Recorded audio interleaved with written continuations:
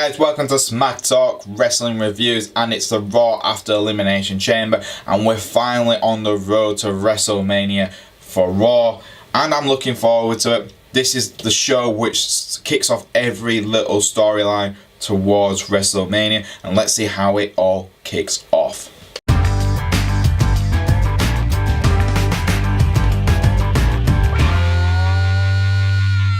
First things first, we had a opening segment with Alexa Bliss and Mickie James celebrating Alexa's victory at the Elimination Chamber match. It was a good little promo on Alexa herself. She said how historic it was for her to be the first woman to win an Elimination Chamber match, how well Mickie James did because they are BFFs again now, and how well Nia Jax did against Asuka. Even though Nia didn't win, Nia was still dominant.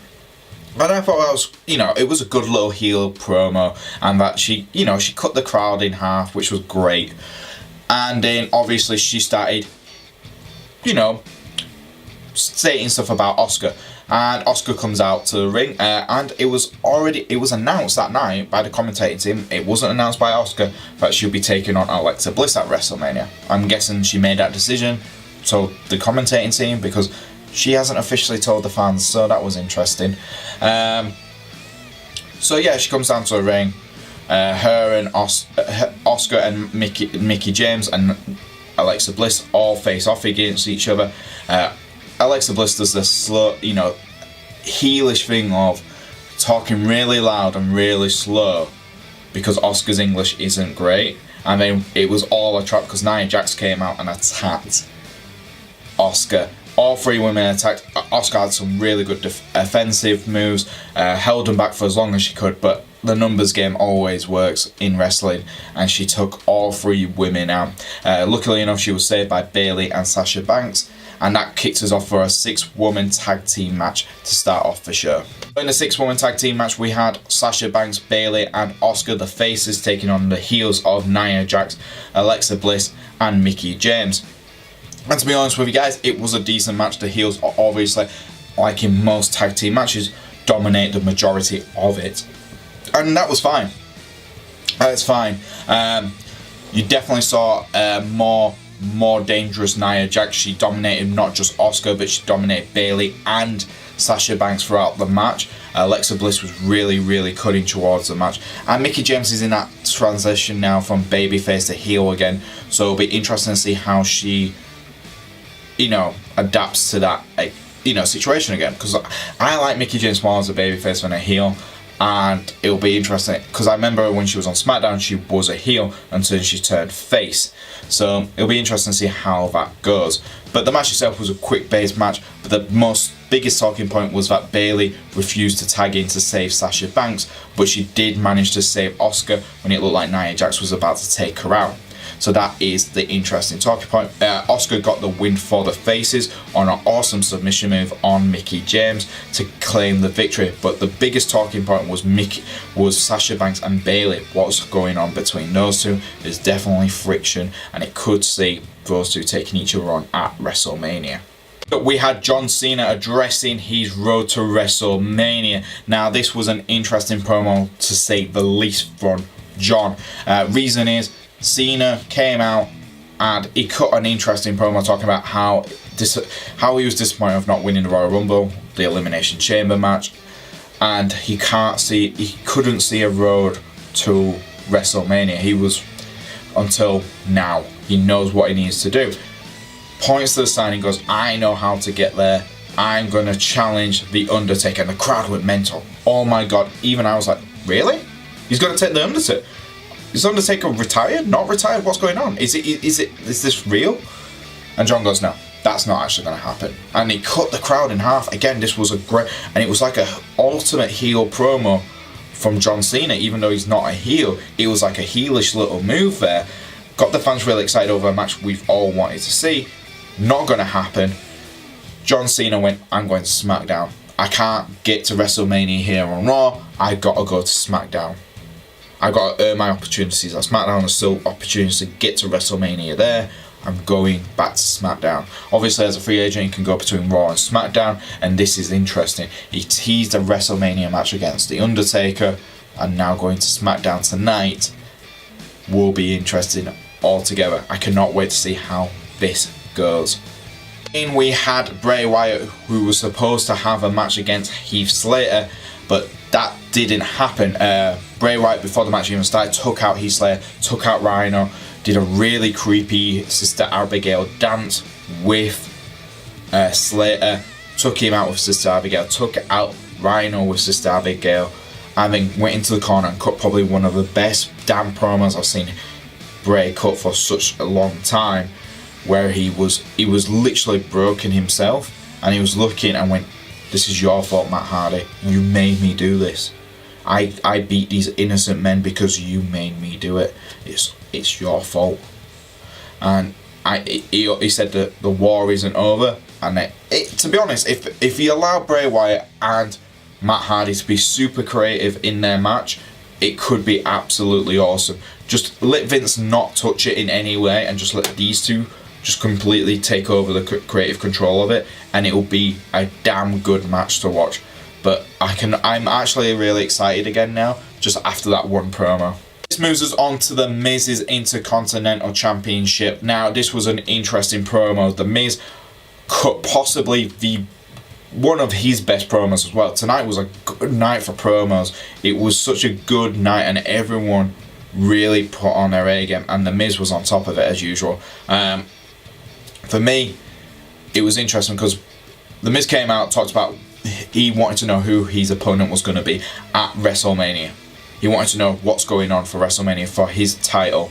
And he went to see Kurt Angle, and Kurt Angle wasn't really that interested. He said, "Well, your opponent tonight might be your opponent for WrestleMania. We'll have to wait and see." And that ticked off The Miz. And as you can understand, he's holding the Intercontinental Champion. He's angry as hell that the most important belt, in his opinion, is being overlooked again and again and again, because Kurt Angle doesn't care. He doesn't care about this belt. And that ticked him off. And I cannot blame him. He is one of the best superstars you've got on the roster. And he's a great way. I think it's a great character he's got right now. And his opponent did come out, and it was Seth friggin' Rollins. I was like, damn. Yes, I want to see Seth Rollins versus The Miz for the Intercontinental Championship. I want to see that match at WrestleMania. And to be honest with you, they cut a damn good match together themselves. And it just showed The Miz and Seth just back and forth between the two of them. Absolutely entertaining as hell. And Seth getting the win was like, yes, I want to see this match now on a bigger stage, longer time. Just let it happen. And while Seth was celebrating, he was interrupted by Finn Balor, who came out. And now that was interesting because Seth looks rather annoyed. And that pushed us on to the next match, was also a Miz match. The Miz had to take on Finn Balor. Kurt Angle told him he had to take on Finn Balor as well that night. The Miz was not happy, and the Miztourage attacked Finn Balor. That caused Luke Gallows and Kyle Anderson to come out to save Finn Balor. Kurt Angle was on the big screen, told everyone apart from the Miz and Finn Balor they have to leave. And they had an absolutely awesome match as well. It was definitely different from what you got with Seth Rollins and The Miz, but it was again a very good match. Just to show back-to-back matches, The Miz is really, really good as well. So both men just absolutely stole the show on that one alone. And again, Finn got the win, and that's two opponents now The Miz could be possibly taking on at WrestleMania. For me, I reckon it's going to be Seth, Finn and The Miz taking a triple threat match for the Intercontinental Championship, because that will be a damn good match to watch. Because when they started off the Elimination Chamber match, I was like, damn, this is actually really good. But now that I've got you've got that opportunity where we could have a triple threat match between these three men, I'm like, yes, I want to see it. I want to see it now. I didn't even know I wanted to see it. Now I do want to see it. I want to see it now. That moves us on to Roman Reigns cutting possibly his best damn promo he's cut since his feud with John Cena. And first things first, this at the start of the night, they were saying it was Brock Lesnar facing to face with Roman Reigns, the winner of the Elimination Chamber match. That didn't happen. Roman came out and the crowd were booing the crap out of him, chanting for Brock, and it didn't happen. And then Roman went, you know what, I'm going to cut all this. I'm gonna tell you something they don't want me to tell you in the back, but I'm gonna tell you right now. Brock's not here. Brock never turned up. 30 minutes ago, I thought Brock was gonna be here, but no, he decided not to turn up. Like last night, win at Elimination Chamber. He was in Las Vegas, but instead of coming to watch the Elimination Chamber match, no, he went off to talk to his friends at the UFC. Brock Lesnar doesn't care, and that was a damn good promo because there's a lot of truth. Roman discussed the backstage politics between Brock Lesnar and the company. He talked about how Brock Lesnar doesn't even care about the talent at all, and Brock Lesnar only turns up if the money's right or the location's right. And these were all points where fans have gone, you know what, that's actually true. When Brock was WWE Champion, he was exactly the same. Universal Champion, again, we've got the same thing again. And it turned the fans from booing Roman Reigns to cheering Roman for actually speaking it true. And like Roman says, look, I'm going backstage and I'm going to get grilled for what I've just said. But because I care about this company, I'm going to, I'll take my punishment and I'll continue. But end of the day, Brock doesn't care. And I thought, damn, that's a really close to the cut promo Roman's ever cut. And I think it's a damn good one, and I cannot wait to see how this feud is going to continue, because I think Roman's going to cut promos like this a lot more, because Roman's going to be on every show on Raw. Well, Brock's only going to turn up for the last couple, so that I cannot wait to see. This moves us on to the Tag Team Championship match, which was a 2 out of 3 falls between Titus Worldwide and the Bar. To be honest, guys, this was a much better match than what we got at the Elimination Chamber match. The first fall went very, very quickly when Sheamus hit Titus O'Neil with a bro kick. 1, 2, 3. Then the match itself properly started, and Apollo was, for me, the absolute standout star. Yes, Sheamus and Cesaro are a great tag team, but for me, Apollo just outshined his usual talent. And I was like, damn, Apollo's really good tonight.